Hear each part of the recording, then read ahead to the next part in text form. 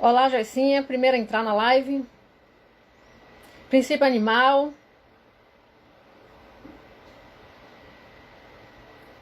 Souza Vera, Vera Souza, né?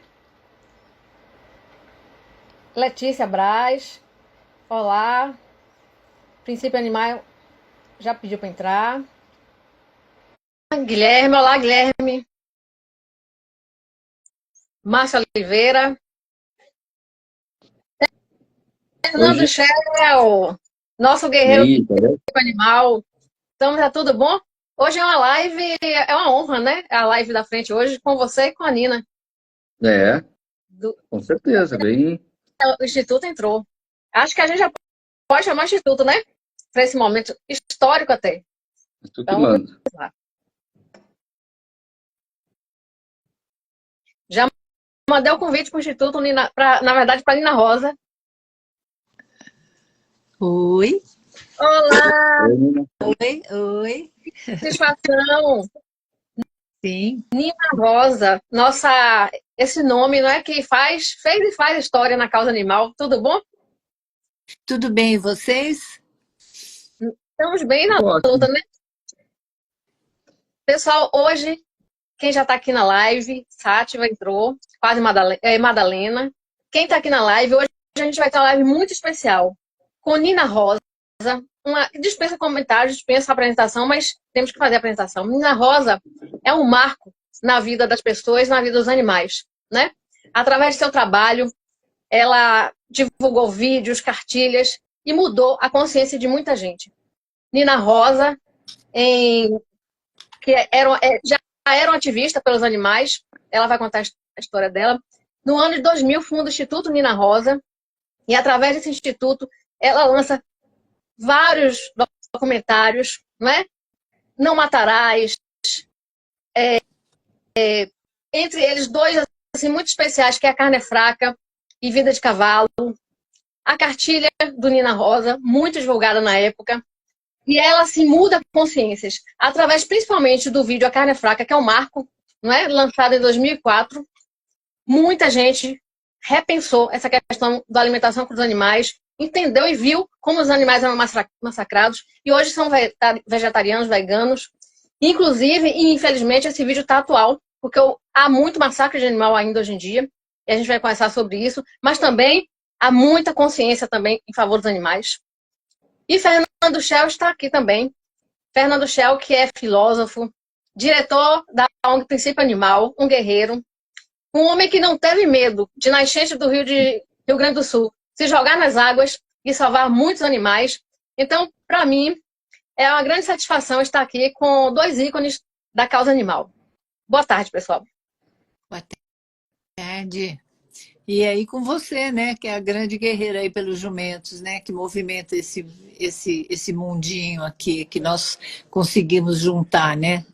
E eu tenho uma grande admiração pelo Fernando, pelo trabalho que eu conheci agora nessa época das enchentes, né? E, e até vou pedir para ele contar um pouco como é que estão as coisas hoje, que eu acredito que não estejam resolvidas, né, Fernando? Oi, Nina. Hoje, de novo. A Gi sabe, né? A gente é amigo, eu admiro total a Gi, né? Pela função toda dela com os jumentos na Bahia. E É recíproco. eu, eu, eu só existo porque a Nina lançou aquele documentário. Então, só ali que eu nasci, né?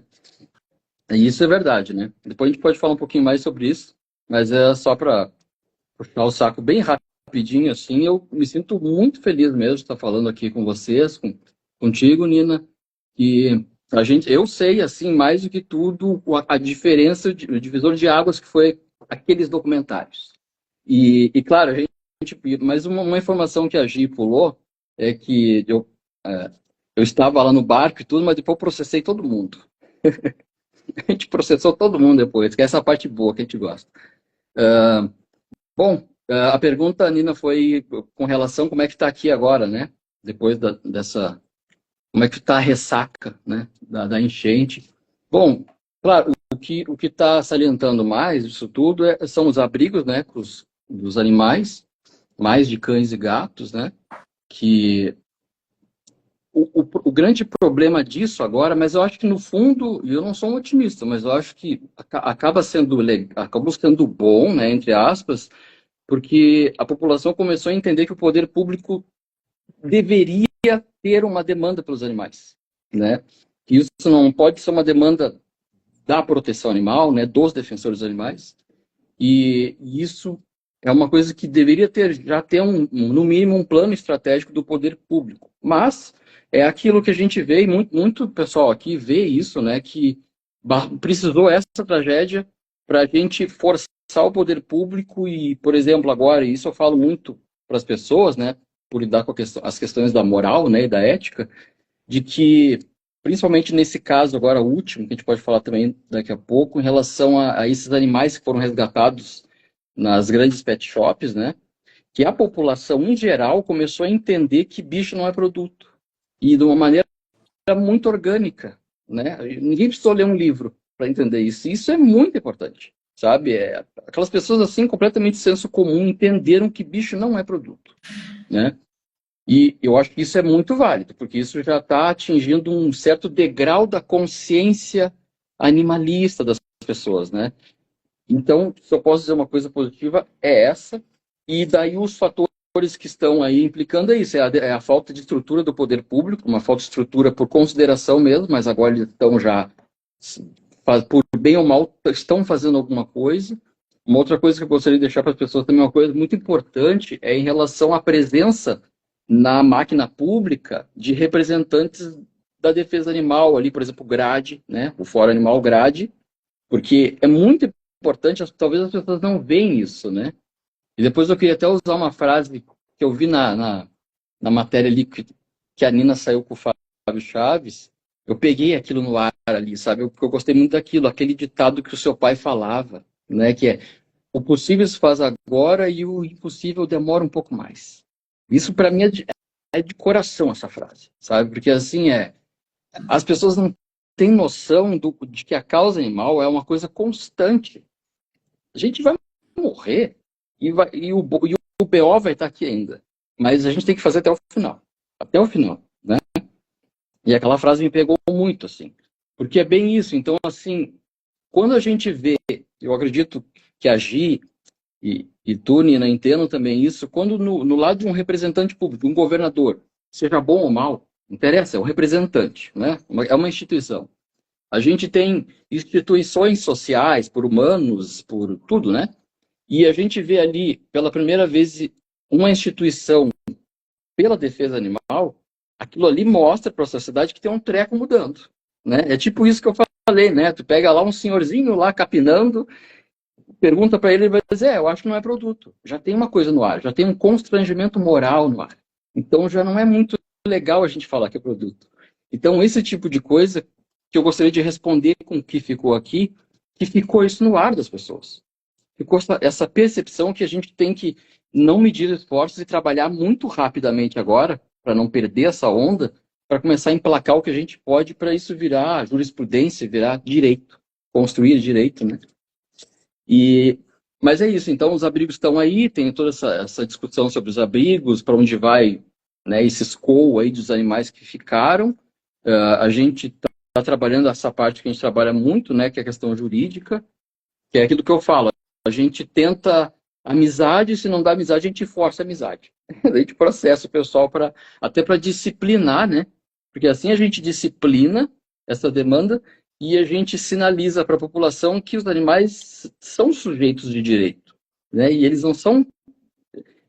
outra coisa assim do tipo, não é por pena que a gente faz. A gente faz porque a gente acredita que há direitos, eles são merecedores no sentido de, da mesma forma que uma pessoa, né? Eles são dignos de ter, eles têm dignidade, essa é a palavra. Ou sacralidade ou dignidade. Então eu diria que a resposta é essa, não seria uma resposta tão pessimista, porque eu realmente vejo, a gente está vendo isso agora, a gente teve 2, 3 dias atrás uma votação de uma lei municipal para proibir a venda de animais, né? E por mais que a gente tenha perdido nesse primeiro momento, eu consegui ver e sentir um discurso, tanto uma oratória política, quanto uma mobilização de toda a sociedade, do senso comum, não é da causa, não é dos veganos, não é vegetariano, é do senso comum. Da importância que tem isso e de que, mesmo aquela pessoa que está com um poodle no lado dela, ela olha e diz assim, não, eles não são produtos. Eu acho que não tem que vender. Então, essa é a minha resposta, assim, prolixa, como sempre, mas eu acho que ela abrange muita coisa, assim, para mostrar até para as pessoas e pegar aquele ditado do seu pai, né, de que é constante essa luta. Assim como todas as lutas, elas devem ser constantes, porque a gente agir e tudo, já devem ter ouvido, assim, as pessoas falarem, nossa, mas como é que vocês conseguem? Eu não ia conseguir. Talvez porque a pessoa parte de um princípio que ela tem que conseguir uma coisa que está ali na frente. E não é ali na frente. É sempre, sabe? É constante. Terminei de interromper. É que eu queria que você encaixasse agora, nessa sua fala, sua história com Nina Rosa. Porque depois eu vou voltar a pergunta para ela. Me conte o que significa Nina Rosa na sua vida. Ah, então, aí, como eu já puxei o saco antes, mas é verdade. É 2004, 2005, né, o documentário, A Carne é Fraca. Quando ele surge, eu já estava num momento ali bem gradativo no sentido de intuição mesmo, intuitiva. Comecei ali a proteger gatos, alguma coisa assim, fui indo. E quando eu me deparei assim com no tempo do Orkut, né? Me deparei lá com algumas comunidades e tudo, e quando eu vi o documentário, aí fechou. Aí fechou para mim. Daí eu digo, não, é aqui o ponto. E não deu uma semana, eu já estava fazendo xerox, assim, de panfleto, estava num parque já distribuindo, e aqui nunca mais parei, né? Então a importância foi vital. Quando eu falo assim, tipo, nasci ali, não é uma coisa assim para jogar confete, sabe? É uma coisa, é um resultado prático, de novo aqui, daquela frase do possível se faz agora, né? E o impossível toca na conta, o impossível, sabe? Joga e pendura e vambora. E por isso que quando eu vejo aquilo, e a minha fala ela é muito voltada para essa coisa do tipo assim, tá, li o livro, vambora, vamos fazer o que está escrito no livro, sabe? E para mim é isso. Então aquilo ali foi um divisor de águas, a importância ela é incalculável a importância, né? E eu gostaria de deixar já, continuando respondendo, mas deixar uma pergunta para ti, Nina, que é assim, ó, quando tu lançou o documentário, tu tinha noção de que isso de que tu estava carpindo o caminho ali para a coisa andar, né? Pronto, Mas aí segura e não aproveitando. responde. Mas olha só, então, pode falar, Gi. Não, pode terminar. Não, é isso. E depois vieram os outros, né? Veio ali o Não Matarás, já tinha ali o Vida de Cavalo, o do gato. E depois eu trabalhei muito nas escolas a vegana. É vegana, né? O fulaninho. O fulaninho acordava às 5 da manhã, né? Gravava DVD com aquilo tudo, assim, eu ia para as escolas. E é o que eu sempre falo para a galera, é fácil, vamos embora. Fácil o que eu quero dizer, o caminho está aí, vamos embora, né? Não Pronto. precisa de dinheiro. Vamos Aproveitando, fazer. Fernando, sua fala, terminei. Tem vários comentários aqui. Rosana falou Nina, que você é o pilar dos direitos animais. Madalena, que você mudou a vida dela, mais ou menos nesse sentido. Vários comentários aqui elogiando Nina, elogiando Fernando. Tem uma pessoa aqui emocionada de estar na live com vocês dois. Bem, Nina, ouvindo o que ele falou, e aí eu aproveito para falar mais documentários, que é trabalho fruto do Instituto Nina Rosa, que é a Nina Rosa. Temos Além da Carne Fraca, é Vida do Cavalo, tem Não Matarás, Fulaninha, Uma Engrenagem, Vegana, Criando um Amigo, Aprendendo a Cuidar e vários outros. Aí eu queria, Nina, que você me contasse um pouquinho da sua história e também falasse como funciona para você pessoas como o Fernando, que tem uma presença marcante na causa animal, que, como diz ele, é diretor de uma das ONGs que mais judicializam no Brasil, formando história e jurisprudência no nosso sistema judiciário.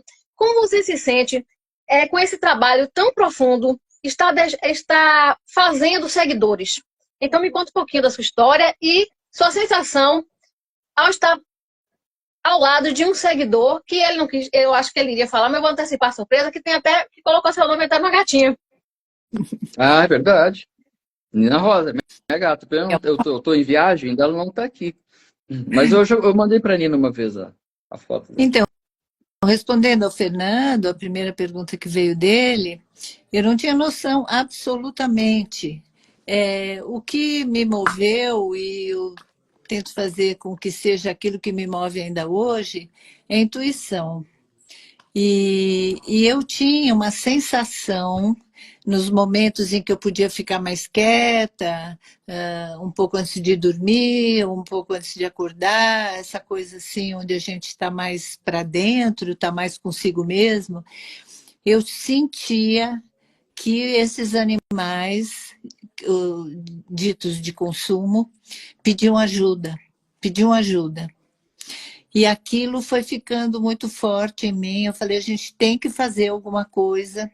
Como a gente estava trabalhando com documentários, eu propus, então, que a gente fizesse, tentasse fazer, fizesse um documentário sobre isso, né?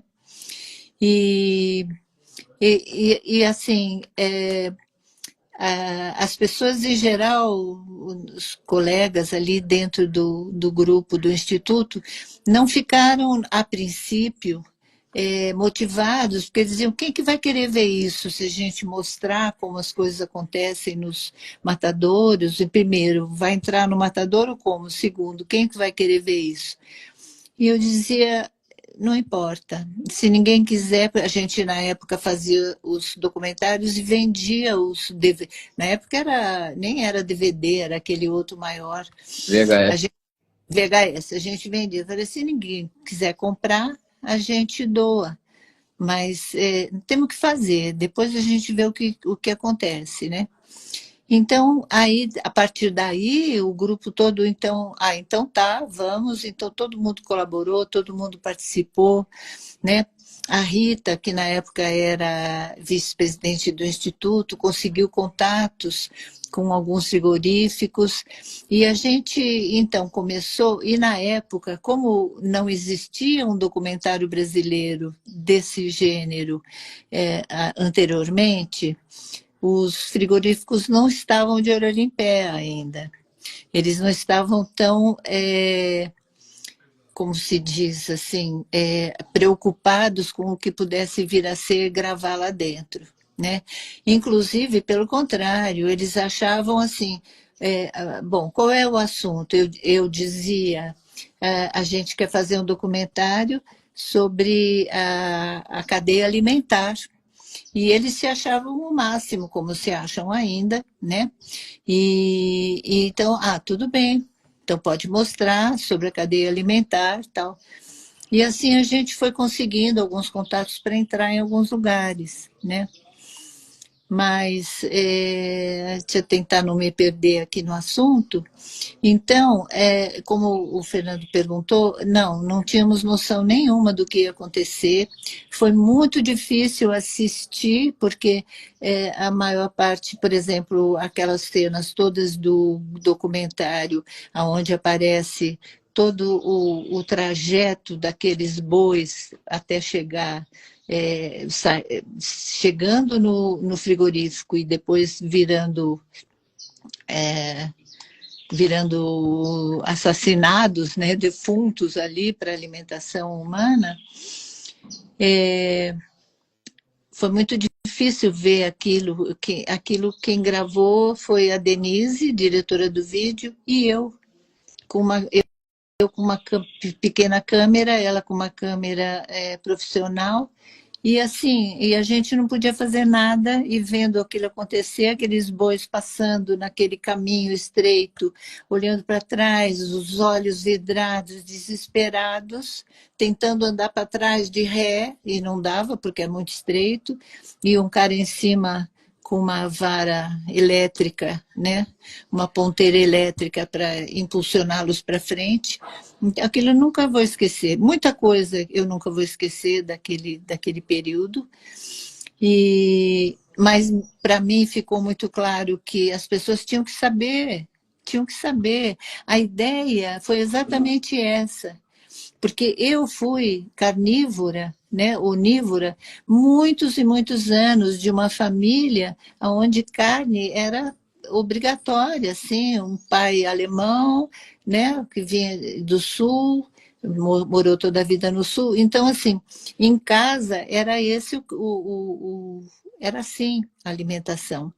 E eu pensei, e eu não sabia de nada, e ninguém me falou. E não tinha nada que me mostrasse isso.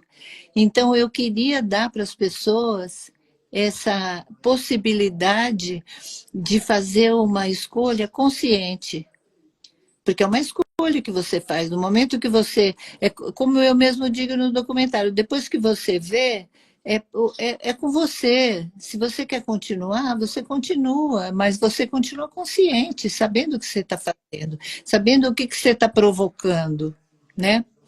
Então, isso me deixou, assim, grata por ter podido mostrar esse assunto para as pessoas, para elas terem uma possibilidade de optar. Porque antes não tinha opção, ninguém sabia de nada, ia no açougue, eu ia no supermercado, já comprava com o celofane em cima, numa bandejinha, nem tinha ideia de um ser vivo, né? Então, ali a gente conseguiu mostrar como é para quem quisesse evitar isso. E aí, agradecendo esse seu trabalho magnífico, mais uma vez, Nina, eu queria entrar um pouquinho na questão dos jumentos. No vídeo A Carne Fraca, a gente se depara, né, com a triste surpresa de como, de fato, os animais são tratados. Eles são massacrados, na verdade, né? Os pintinhos triturados. Você mostra, naquela época, né? É difícil assistir, mas é necessário, porque a gente tem essa coisa, não quero ver, mas tem que ver. É uma das formas de você ser coerente com o que você prega, que é a defesa dos animais, e de você partilhar essa defesa para os outros, é você assistir e você divulgar. Então, o vídeo é muito feliz, digamos assim, quando ele tem essa força de mostrar. Então, ele mostra coisas assim que impensáveis na época, que muita gente não sabia, eu mesmo não sabia que os pintinhos eram triturados, a forma, né, da matança dos bois, e muitos outros aspectos que o vídeo mostra. Aí, somando-se a esse vídeo, vem Vida do Cavalo. Vida do Cavalo, ele fala também dos jumentos. E no Vida do Cavalo, ele tem uma parte que ele fala que também na época que eu assisti, eu não sabia como que tinha exportação de cavalos no Brasil, que os cavalos morriam. Aí tem uma parte em que mostra a matança do cavalo. Tudo isso, naquela época, foi muito chocante. E despertou consciências. Entretanto, se de um lado a consciência que foram despertadas e é um movimento muito grande de proteção animal, pulsante, né? Fernanda aqui é um exemplo desse movimento, mas a gente está vendo o poder público, no caso dos jumentos, entregar os jumentos ao abate, um abate totalmente extrativista. A gente está vendo uma luta da causa animal para parar esse abate e não tá parando. E aí, eu queria perguntar para vocês que participaram da movimentação de rua contra abate, fizeram trabalhos contra esse abate de jumentos. Como é que vocês estão vendo tudo isso, né? Se a gente tem... Fernando falou que em conquista de políticas públicas em favor dos animais, é verdade, mas como vocês estão vendo essa insistência do poder público de abater os jumentos? Algo que na época do vídeo de cavalo, não estava se pensando que ia acontecer. Quer dizer, além dos cavalos, também, que hoje em dia eles compram nas fazendas por R$300 nessa faixa, continuam comprando, mas aumentaram o número, o tipo de animal para morte, incluindo os jumentos. Eu queria saber como vocês estão vendo essa questão, o que é que a gente pode fazer para combater. Eu queria a palavra dos dois. Bom, essa questão dos jumentos está há tempos, né, nisso, né? Tu principalmente. Mas eu vejo que, por exemplo, né, vou dar um exemplo bem prático. A gente recebeu, faz uma semana, né, eu conversando com a Císia, que é advogada da ONG, ela me mandou a decisão de um juiz, ela me mandou, olha o que o juiz escreveu. Eu digo, tá bom, deixa ele escrever, né? Mas assim, a gente sempre, é aquilo que eu brinco, né? A gente tenta amizade, se não dá, a gente força. Então a gente entrou contra um abatedouro da Bahia. São 3, né? Um dos três. E como a gente entrou? Como a gente entrou sobre o de cavalos em São Gabriel também, aqui no Rio Grande do Sul, que é também um dos poucos que tem esse abate de exportação de carne de cavalo, de equídeos. A gente entrou contra esse da Bahia e a gente faz a gente faz bem assim, a gente entra e faz um monte, a gente pede um monte, a gente cobra um monte faz um questionamento sobre a técnica toda da matança, né? Bem técnico. Tipo assim, quantos veterinários tem curso de abate humanitário, a gente pede, é que nem eu digo, a gente pede a notinha fiscal, né? E a resposta que veio, a gente já entrou com outros tipos de ação nesse tom, né? Porque, só para explicar para as pessoas por que é feito isso, né? A gente começa fazendo isso porque, desde Getúlio Vargas, do decreto lá, o 34, do Getúlio Vargas, os protetores, e especificamente as organizações não governamentais, né? Elas têm legitimidade jurídica para falar pelos não humanos, tutelar os animais não humanos. Então, o que a gente faz? Quando há essa ausência do poder público ali cobrando, né? Claro que eles não vão cobrar como nós, sobre a perspectiva abolicionista. Então, a gente entra e a gente tem legitimidade jurídica para pedir isso, né? Estou, entre aspas, no poder de polícia para os animais. Então, a gente pediu e a resposta veio que a gente... Por que a gente entrou contra aquilo? Sabe? A gente nunca teve essa resposta, sabe? Do tipo assim, como assim a gente entrou? Como assim, por que a gente entrou? Então, esse é um exemplo de uma estrutura e um interesse. Eu não vejo puramente como um interesse de matar o animal. Porque eu sempre digo, os animais de produção, eles são tijolos. São tijolos, são produtos, né? Claro que eu estou falando aqui com uma percepção econômica mesmo. Não que a gente entenda que seja. Então, há um interesse regional, eu acho que há um problema geográfico muito grande da cultura mesmo, porque a gente não tem jumentos na rua aqui no Rio Grande do Sul, por exemplo.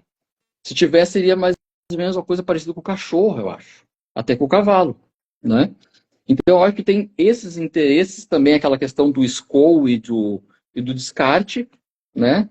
Esse descarte, a gente sabe que virou uma moeda de troca lá pelas tantas, porque o jumento no interior ali da Bahia virou cachorro de rua, né? Tanto bicho, trocou por moto, né? E os animais ficaram lá sobrando.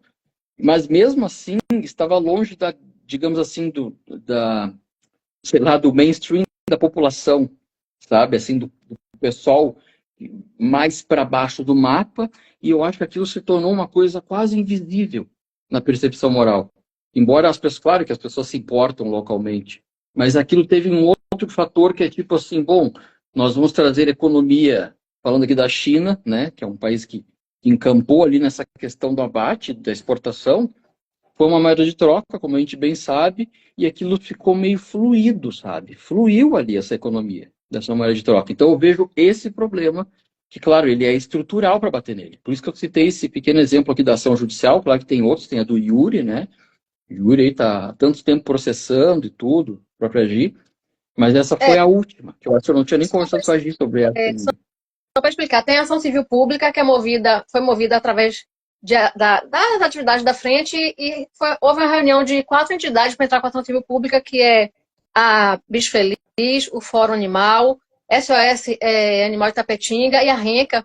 E aí, respondendo a pergunta que fizeram agora aqui na live, essa ação foi movida contra o governo da Bahia e contra o governo federal, porque eles insistem com o abate. A gente conseguiu eliminar, suspendeu o abate, depois essa liminar foi suspensa por um edilate.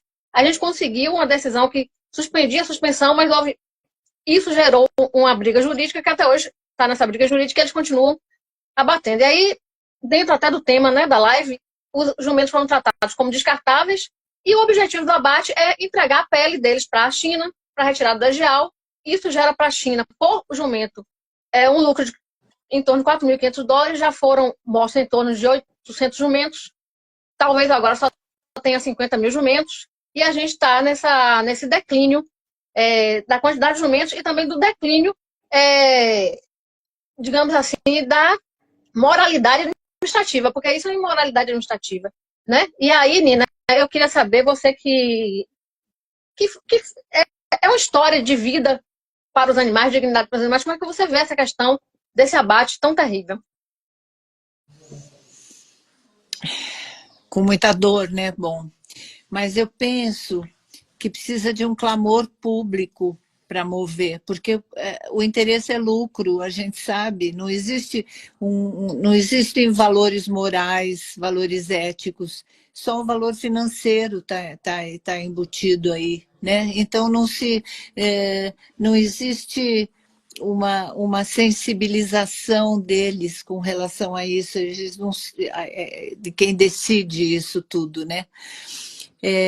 E aí eu gostaria de usar como exemplo tudo isso que aconteceu lá no sul, dessas enchentes, que eu sinto que a grande mídia foi de muita importância, porque ela provocou um clamor, porque ela acampou, teve algumas TVs, algumas rádios, alguns órgãos da imprensa que ficaram um mês inteiro, todo dia, só noticiando praticamente a história do que estava acontecendo com os animais.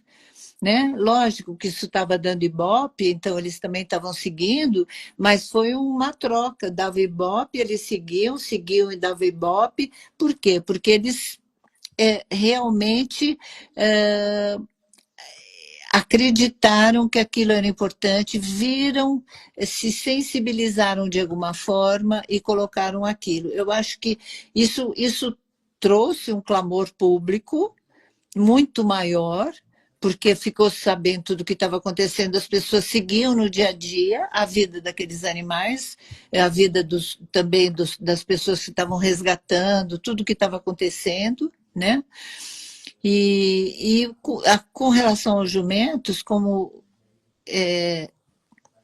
o Fernando falou, essa questão também local e que é pouco, nós sabemos, o pessoal da proteção animal sabe, algumas outras pessoas sabem, mas ainda é muito escondido isso que acontece, né? Não tem, as pessoas não estão vendo isso acontecer, não estão sabendo, porque nem todo mundo gosta de saber coisas desagradáveis, então às vezes tem que arrumar uma forma de se tornar muito conhecido, né, para as pessoas poderem se manifestar contrários. É muito triste, eu também não tenho uma resposta, sabe, para isso. É horrível o que acontece. Hoje mesmo eu estava aqui com o meu pessoal aqui da RPPN, a gente adotou um jumento, né, e uma égua da Fernanda do Brasil Sem Tração, e a gente estava ali escovando eles, e eles querem beijo, eles vêm beijar a gente, eles querem conversar, eles têm ciúme um do outro, um chega, o outro chega também. Como pode você fazer mal para um animal desses, extremamente sensível como são os equídeos, né? Então, assim, eu não tenho uma resposta, mas eu acho que precisa haver uma forma de colocar isso no mundo. Não sei, lá no Sul aconteceu por meio de uma catástrofe, né? Não é a gente que manipula isso. Eu não sei, alguma coisa precisa fazer com que essa informação, esse horror, seja conhecido. É isso. E a gente tem tentado, viu, manifestação de rua, abaixo-assinado. Eu e Joyce, que somos da Bicho Feliz, entregamos dia 2 de julho do ano passado, na mão do presidente atual, um dossiê contra o abate continua. Aí, respondendo uma pergunta aqui, que perguntaram objetivamente algo que o governo federal possa fazer, pode suspender o abate, mas, ao menos, né, mas nem suspende. E o abate continua. Então, assim, e como a Nina falou, absurdamente, né, são animais que não estavam direcionados ao abate, sequer o brasileiro se alimenta desse animal, não veste esse animal, quer dizer, o brasileiro não usa a pele desse animal, um animal senciente, inteligente e vai para o abate. E aí, Nina, eu queria saber de você o seguinte, eu vi na sua entrevista para Fábio Chaves, uma entrevista maravilhosa, todo mundo assista, por favor, que você entrou através do Instituto Nina Rosa, com educação ambiental forte. E foi nas escolas e passou o vídeo fulaninho para tantas crianças, né? Fez um trabalho belíssimo e esse trabalho deu frutos. Então, eu queria saber de você também, Nina, se está faltando no Brasil uma educação ambiental eficiente, está faltando a causa animal ter o direito de entrar na escola, em todo nível de escolaridade, a pergunta também para Fernando, para que futuros gestores, não é porque a criança de hoje é o gestor de amanhã, não cometa, né, outros horrores contra os animais, como esse de lançar animais do tipo dos jumentos e qualquer outro para um abate, para satisfazer vontade externa. Então, assim, em relação à educação ambiental, em relação a tudo que você fez, aos efeitos, como é que você vê essa questão? Bom, em primeiro lugar, eu penso que, como você falou, entregou o abaixo-assinado, a gente sabe, fizemos manifestações aqui em São Paulo também, tal, mas é um grupo, eles não consideram isso, é um pequeno grupo.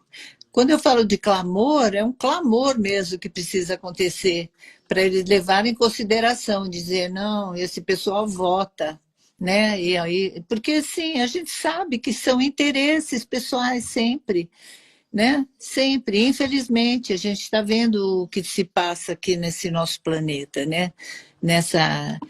Nessa humanidade que eu acredito que é uma humanidade que não deu certo, né? Espero que isso possa ser revertido de alguma forma e quero fazer parte se puder ser diferente. Mas, enfim, isso é uma opinião pessoal.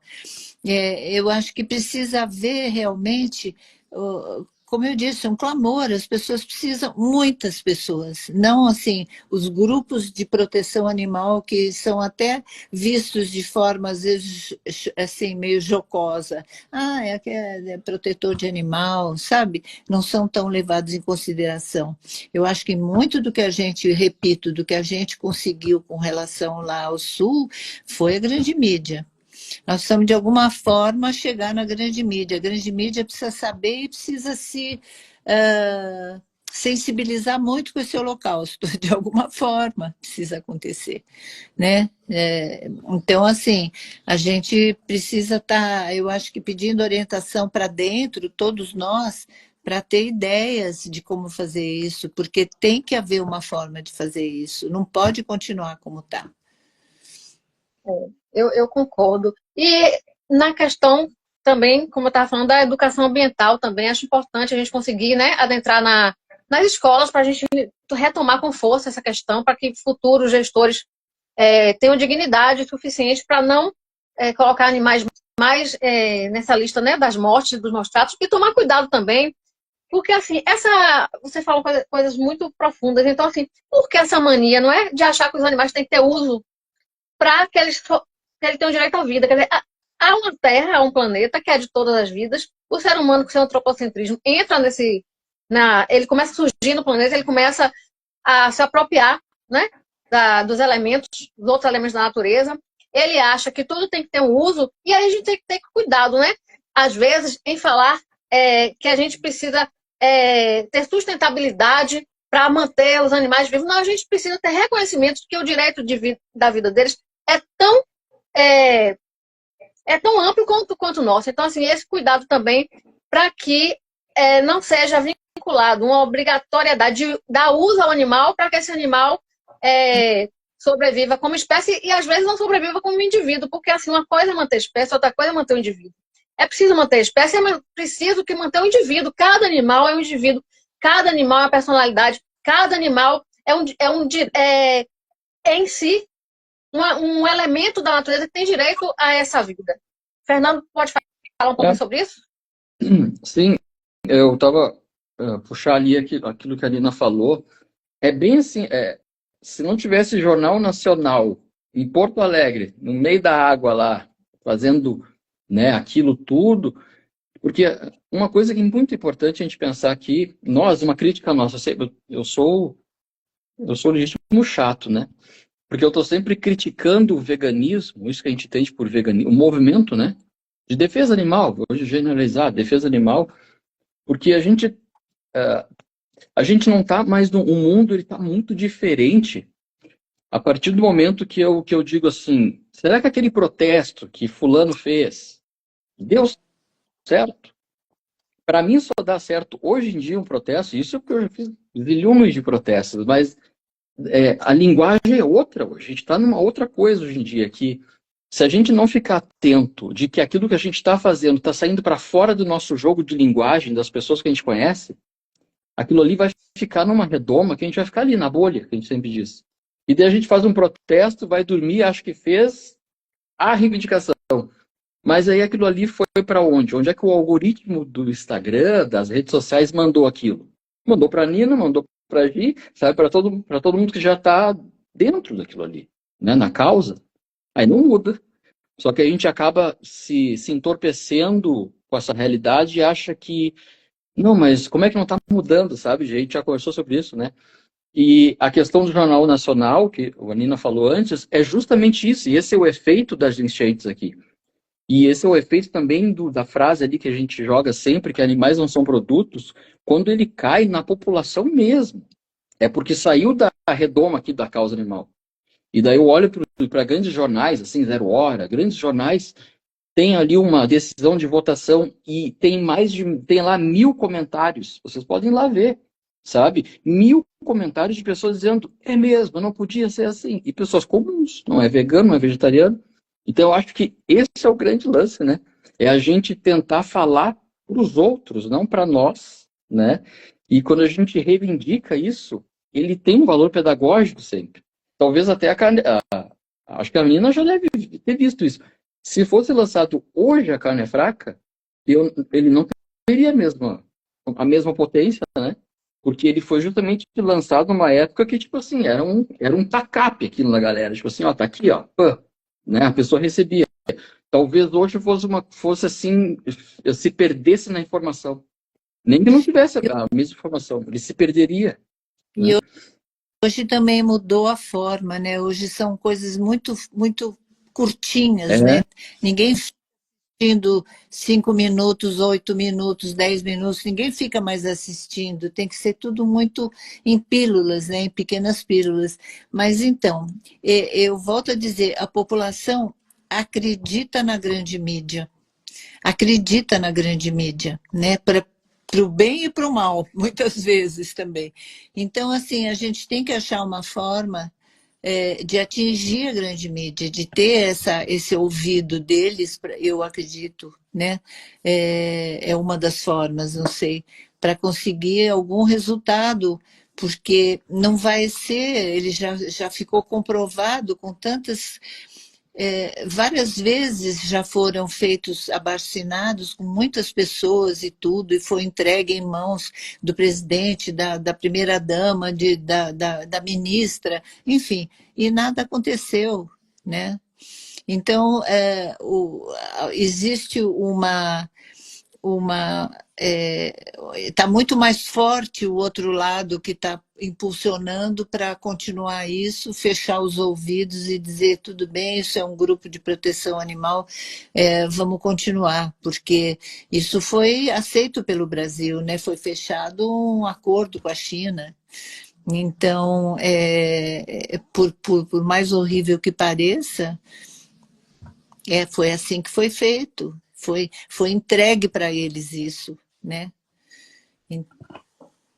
Eu não sei qual a forma de resolver.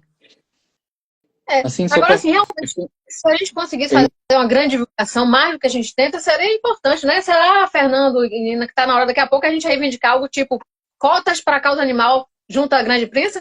Porque, realmente, a gente, eventualmente, a gente é ouvido, mas, assim, nas reportagens, principalmente televisivas, né? Ainda tem um grande público que assiste a televisão, a gente é muito difícil a gente conseguir fazer parte dessas reportagens, apesar do que isso aconteceu, mas não acontece com frequência. Realmente, eu concordo com vocês. Se a gente conseguisse furar a bolha e colocar isso para todos, o Brasil se movimentaria contra, porque o Brasil nem sabe, praticamente o percentual que sabe é mínimo. Os jumentos podem entrar em extinção ou ser reduzido ao mínimo, como já estão em 50 mil, né? De 1 milhão, havia talvez em torno de 1 milhão, agora talvez só tenha 50 mil, num barulho que a gente fez, que a gente conseguiu fazer, mas as pessoas nem se surpreendem. Muita gente quando descobre, então, Fernando, será que a gente pode judicializar isso? Como é que você vê? O que é que a gente pode fazer para a gente conseguir entrar nessa grande mídia? Você que é uma diretor de uma das ONGs que mais judicializam no Brasil. Eu acho que assim, é uma coisa que pode nos aliviar um pouco, mas aliviar sem tirar responsabilidade, claro, é que as pessoas elas não entendem o conceito, esse taco de beisebol que a gente escreve especismo, ele não é uma coisa intencional das pessoas. Isso eu acho que a gente tem que ficar um pouco com isso, que eu acho que esse é o grande porém, né? Que, é claro, a gente vai ter ali a pessoa que comete um crime, né, contra o animal, crueldade, tudo, mas a grande parte das pessoas, elas não cometem deliberadamente um dano e um mal ao animal. Isso é interessante a gente ficar pensando aqui. Se a gente olhar para o senso comum, a gente vai ver isso.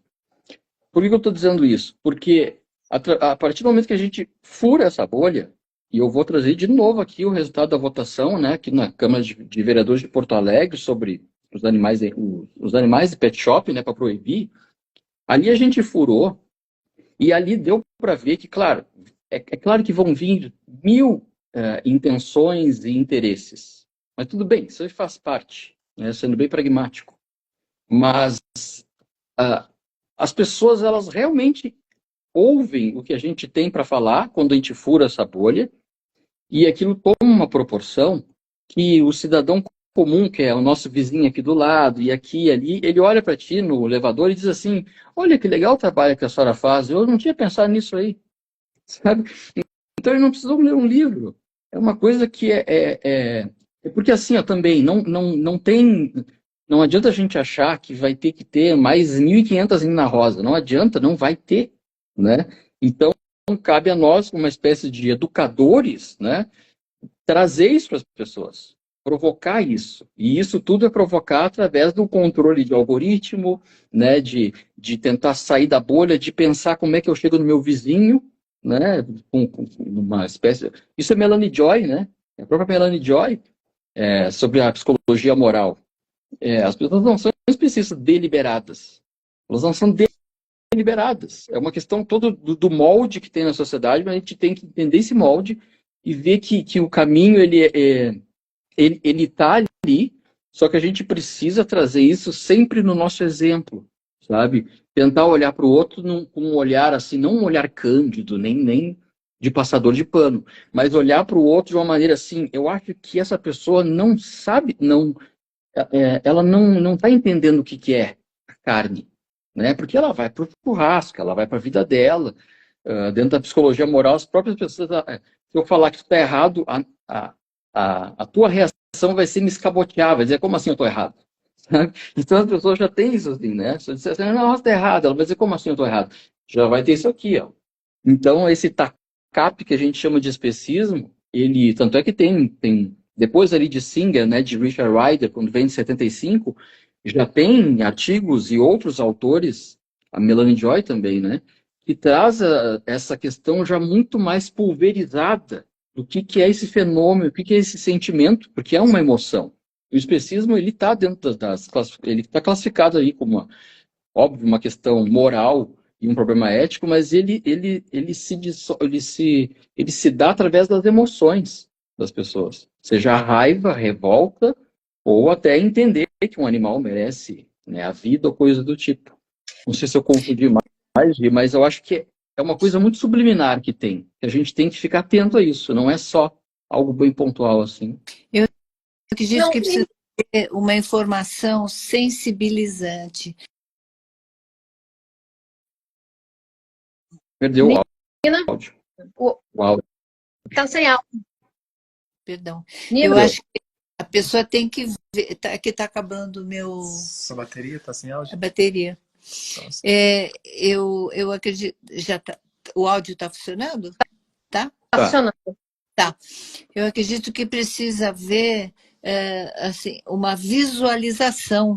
Não adianta falar para a pessoa, olha, tem maus tratos, acontece isso. A pessoa tem que ser sensibilizada dentro dela, né?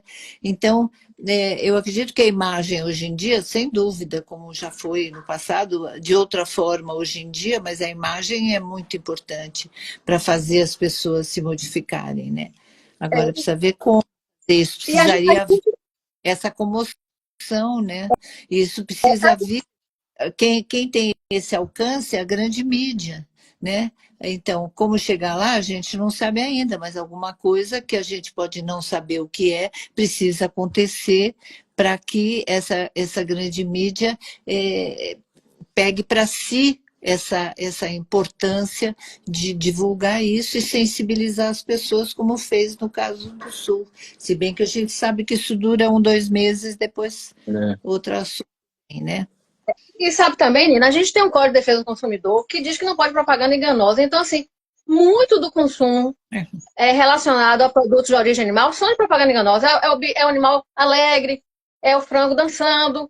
Então, assim, se a gente tem uma Constituição que fala das obrigações do poder público, se a gente tem uma lei de crimes ambientais, se a gente tem um Código de Defesa do Consumidor, se a gente tem as obrigações também no Ministério Público, então, por que não juntar isso tudo? E é preciso juntar isso tudo. Já tem muita gente, né, pensando nesse sentido, para que a gente tenha realmente produtos que tenham claramente especificado o que é o produto de origem animal e qual o sofrimento que está embutido ali, e com fotos, como é o caso do cigarro, né?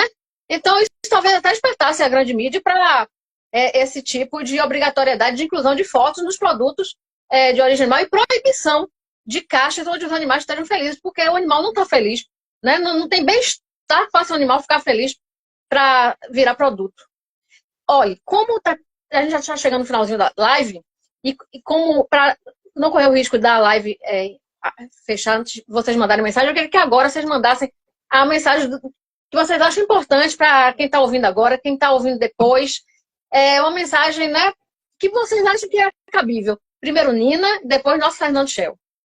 Bom, eu vou dizer uma coisa que eu sinto, eu penso e eu sinto isso e uso isso para mim. Eu acho que a melhor forma, melhor do mundo, forma de educar alguém é o exemplo. É o exemplo. Não tem outro. Porque se você tem um discurso enorme e você age diferente daquilo, mas se você é um exemplo nas coisas, desde as menores, mesmo que não tem ninguém olhando, você é um exemplo daquilo que você acredita, isso vai estar educando as pessoas e vai estar sensibilizando com certeza. Então essa é a minha mensagem. Eu sempre falo assim, né, para as pessoas, eu concordo plenamente com o que a Nina está falando, eu vou complementar.